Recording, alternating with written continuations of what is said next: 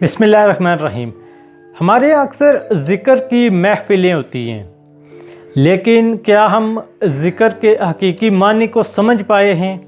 ज़िक्र से क्या मुराद है? क्या मस्जिद में बैठकर अल्लाह को याद करना ज़िक्र कहलाता है, या ये ज़िक्र कुछ और भी मानी रखता है? हकीकत में ज़िक्र से मुराद याद करना है, अल्लाह को याद रखना है। जब हम मस्जिद में बैठते हैं तो ज़िक्र करते हैं, लेकिन हकीकत में जो ज़िक्र है वो मस्जिद में बैठकर जो होता है वो एक तरह का प्रैक्टिस होती है। यानी हमने अपनी ज़िंदगी में इस चीज़ को लेके आना है। प्रैक्टिस उधर करते हैं और प्रैक्टिकल अपनी ज़िंदगी में करते हैं।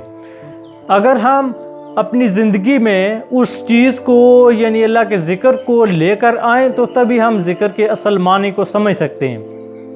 फॉर एग्ज़ाम्पल, आप अगर अभी मोबाइल चला रहे हैं, अभी ये वीडियो देख रहे हैं, तो आप एक तरह से इस चीज़ को भी ज़िक्र बना सकते हैं। ज़िक्र से मुराद अल्लाह को याद रखना होता है। अगर आप एक अच्छी चीज़ देख रहे हैं तो इस्लाम भी हमें अच्छाई का दर्स देता है। अगर आप एक अच्छी चीज़ देख रहे हैं तो ये भी ज़िक्र है। अल्लाह ताला को आपने याद रखा हुआ, ये भी ज़िक्र है। आप चल फिर रहे हैं, आप सोए हैं, आप खा रहे हैं, हर तरह से ये एक ज़िक्र होता है अगर हम इस्लाम के बताए हुए रास्ते पर चलें।